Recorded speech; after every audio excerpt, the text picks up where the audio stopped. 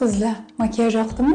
Bu makiyajni yangi yil korporativlariga yoki turmush o'rtog'ingiz bilan uchrashuvlarga qilsangiz bo'ladi. Va hozir shu makiyajni qilishni boshdan oxirigacha o'rgataman. Bu videodan keyin strelkangiz ham o'xshaydi, labingiz ham idealni bo'yaladi. Korporativlarga ham vizajistga bormaysizlar, o'zingizga bo'yanib ketasizlar. Baza suramiz. Baza bugun Nineldan. Hidini dugonalaringiz bilan so'rashgandan keyin ancha paytgacha atringizni qanaqaligini bila olmasdan siqilishadi. Bu bazani ishlatganingizdan keyin xohlagan tomoqqa surishingiz mumkin. Chunki har qanaqa tomoqqa idealni yotadi. Ton qo'ygandan keyin ikkitasi bittada stikka olamiz. Ochar turamiz. Bu yerni ham ochar turib olamiz. Bu tomoni bilan esa soya beramiz. Burunlarimizni ingichkalashtiramiz. Och tomoni bilan labimiz atrofida ham yurib chiqamiz. Real konturing uchun bo'yin bilan yuzni ham albatta ajratib olamiz. Rumyana menda 423 raqamli, ikkitasi birda stik esa 402 raqamli. Endi esa shu qismni o'zinigina pudra bilan fiksatsiya qilib olamiz. Bu yerda tomoqqa yig'ilib qolmasligi uchun albatta pudra bilan fiksatsiya qilish kerak. Endi esa highlighter surib olamiz. Zo'r highlighter pishi yoqadi menga. Quruq rumyana bilan yana bir marta kremli rumyanaga fiksatsiya berib chiqsanglar ham bo'ladi. Ko'zimizni bo'yashga yetib keldik.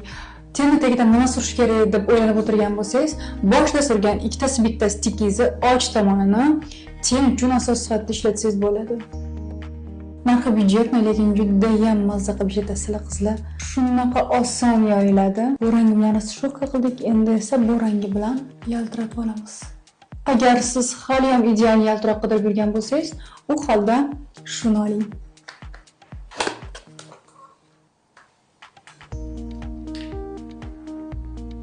Kipriklarimizni tugallanish joyiga qo'yib, bitta harakat tortib olamiz shunaqa. Endi esa shuni yarmiga qo'yib, ichkariga tortib olamiz. Endi esa ichini to'ldirib chiqamiz. Agar yana ham uzun qilmoqchi bo'lsangiz, o'rtaga qo'yasiz va ichkaridan tashqariga tortishda davom etasiz. Endi esa aytinglar, ingichkarog'i ko'proq yarashdimi yoki bunisimi? Qizlar, gelviy patotka surganinglarda, patotkani olgandan keyin qo'liga bunday qilib borishni unutmanglar. O'shanda kischkalarni uchi yopishib, ingichka bo'lib chiziladi. Agar bunaqa qilsanglar, ozgina qalinroq bo'lib qolishi mumkin. Endi esa kiprik qo'yib olamiz. Qizlar qaranglar, kiprik qo'yishni o'rgataman. Qizlar bitta ko'zga kiprik qo'yib olib, o'zingizga qulay joyga, qo'lingizga yoki kiprikning ichiga kley tushirib olasizlar. Ana undan keyin kiprikning ildizini birozgina kleyga tekkizasizlar. Menda bugun do kley.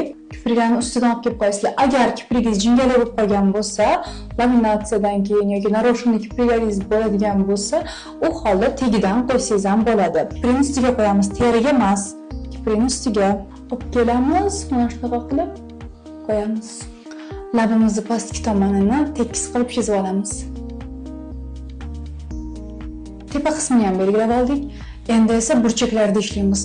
Pastki tomonni pastga qarab tortamiz, tepasini esa tepaga qarab. Agar shu texnikada bo'yasanglar, lab burchaklari bir-biri bilan ideal qo'shilib, juda ham ingichka chiqadi.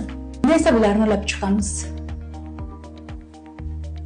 Lab burchaklarini birlashtirib chiqdik. Endi esa labni o'zini bo'yaymiz. Qayta borib kelasizlar. Kalta shtrixlar bilan. Va undan keyingi qoida, lab bo'yayotganda labga hajmmi, ya'ni ob'yomni faqat o'rtaga beramiz. Ikkita mana bu chetga berilgan hajm esa sizning lablaringizni osiltiribroq qaraymi? Bundan tashqari yuzingizni ham yoyib oladi. Shuning uchun labga qancha hajm bermoqchi bo'lsangiz, o'rtaga bering. Ikkita cheti esa boricha bo'lgan yaxshi. Qarang. Yon tomondan qaraganingizda labimga berilgan hajm umuman bo'lmadi, lekin men labimga qancha hajm qo'shib tashladim. Hattoki hozir shu turishim ustiga yana hajm qo'shsangiz ham bilinmaydi. Qachonki bo'yayotgandek o'rtaga bersanglar. Texnikada lab bo'yash nafaqat qizil rangga, balki har qanday boshqa ranglarga ham to'g'ri keladi.